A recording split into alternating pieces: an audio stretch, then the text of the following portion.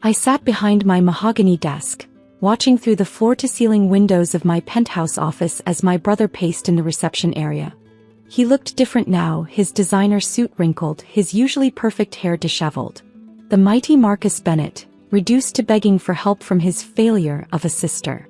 "Miss Bennett." My assistant Claire's voice came through the intercom. "Your brother is here for your 2 p.m. I took a moment to straighten the papers on my desk, enjoying his discomfort. Give him 5 more minutes. 2 years ago, I had stood in the Bennett family kitchen, listening to Marcus and my father laugh at my plans to open an electronics repair shop. A repair shop?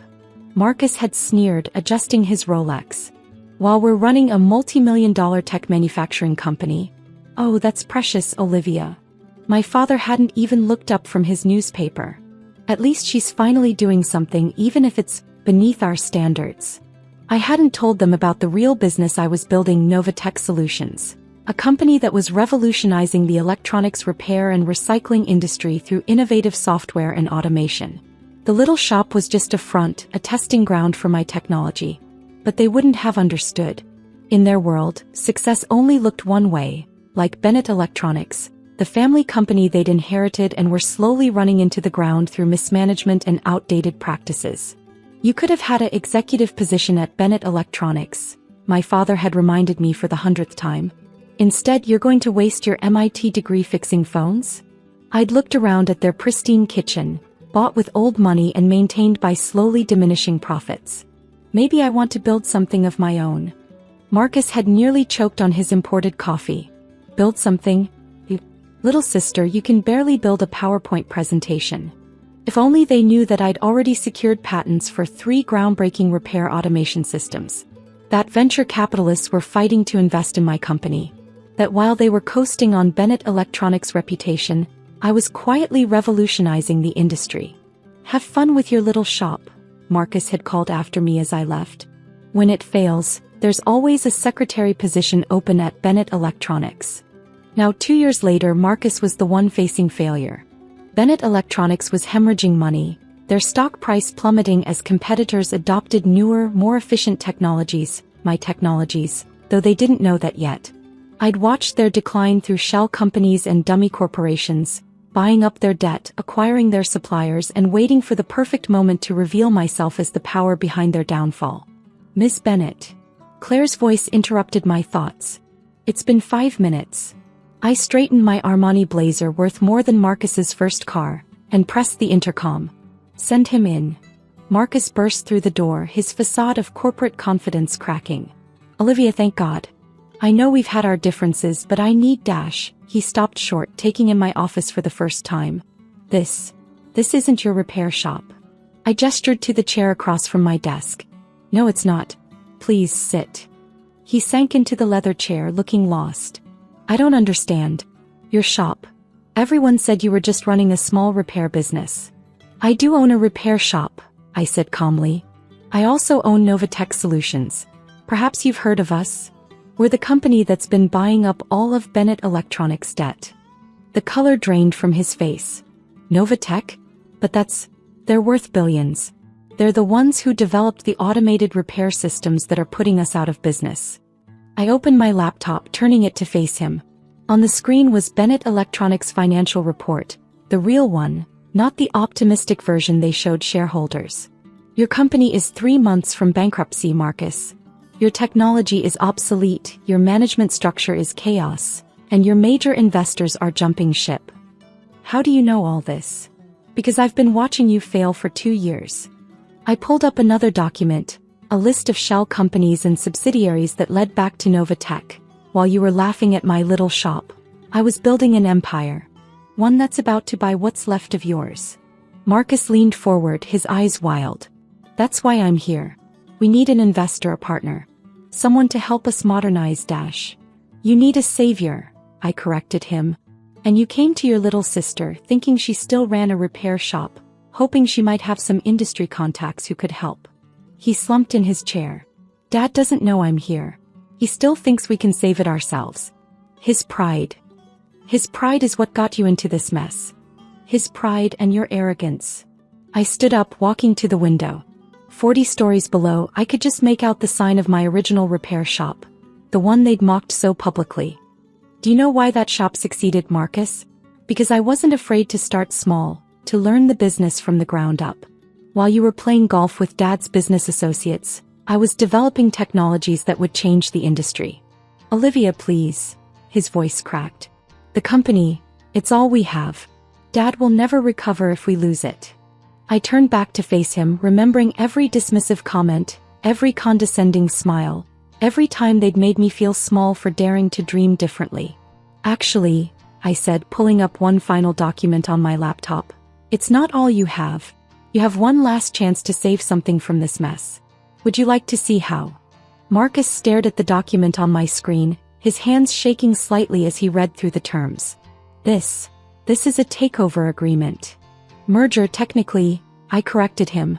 Though given Bennett Electronics' current market value, it's more like a rescue operation. You want to buy our company? His voice cracked.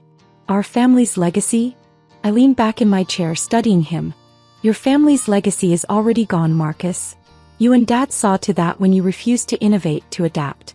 This agreement is the only thing standing between you and complete bankruptcy. Claire appeared at the door with a stack of papers. Right on cue as always. The full contracts, Ms. Bennett. Thank you, Claire. I took the documents and spread them across my desk. The terms are simple. Novatech acquires Bennett Electronics at current market value, which I should mention, is about 1/10 what it was worth 2 years ago. We'll absorb the debt, restructure the company, and implement our technology across all operations. Marcus picked up the first page, his eyes widening at the numbers. This is nothing. The company's worth more than this. Is it? I pulled up Bennett Electronics' real-time stock price. Your shares have dropped 80% in the last year. You've lost your 3 biggest clients to competitors, to me actually, though you didn't know that. You're facing multiple lawsuits from investors over mismanaged funds. I paused, letting it sink in. Face it, Marcus.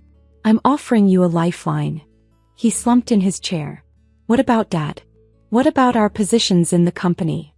Dad will be offered a role as chairman emeritus, a ceremonial position with no actual power. You'll be demoted to regional sales director. I smiled slightly. Consider yourself lucky. Most of the current management team will be let go. Regional sales director? His face flushed with anger. I'm the CEO. You're the CEO of a failing company that you ran into the ground.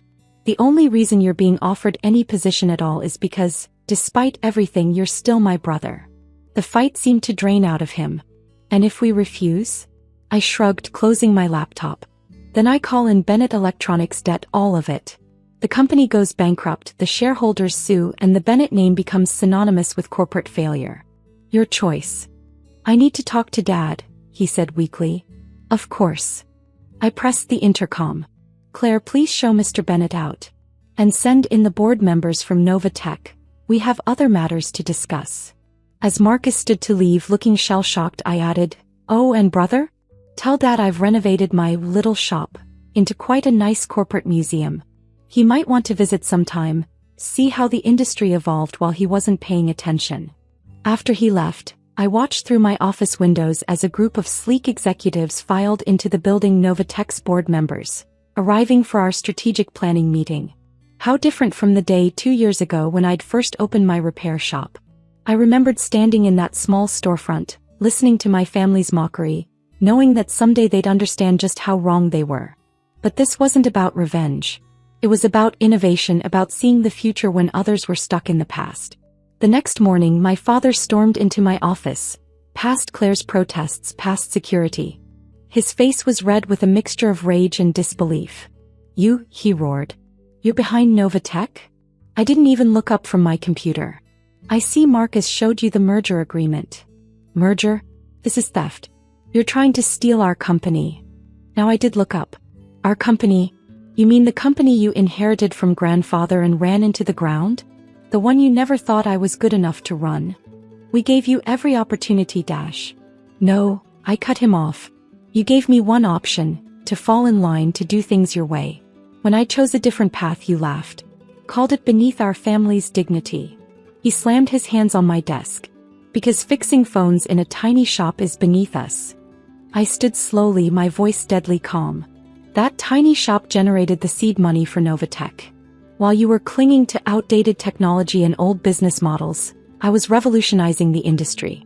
Every innovation you dismissed, every change you refused to make, I turned those into billion-dollar opportunities. You did this deliberately, he accused. Set us up to fail. You set yourselves up to fail.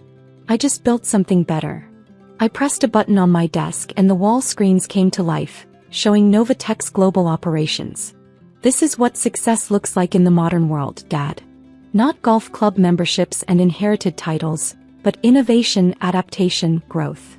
Security arrived, my security team, not his, and stood quietly by the door. You have 24 hours to accept the merger offer, I said, sitting back down. After that, I start calling in your debt. All of it. He stared at me like he was seeing a stranger.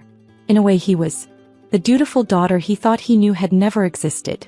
Your grandfather, he said finally, his voice hoarse. He would be ashamed. I smiled, genuinely amused. Actually, he'd be proud. Who do you think funded my first patent application? He saw the future coming, Dad. He knew Bennett Electronics needed to change. You were just too proud to listen. The next day, Marcus returned with the signed merger documents. Dad had refused to sign himself, his final act of defiance, leaving Marcus to handle the details as CEO. Regional Sales Director, he muttered as he handed over the papers. From CEO to sales. Be grateful, I told him. It's more than your performance deserves. Within 6 months, Novatech had completely transformed Bennett Electronics. The outdated manufacturing lines were retrofitted with my automated systems. The bloated management structure was streamlined. The company that had been bleeding money was now generating record profits. Dad refused to take the chairman emeritus position, choosing early retirement instead. He spends his days at his country club, telling anyone who'll listen about how his daughter betrayed the family business.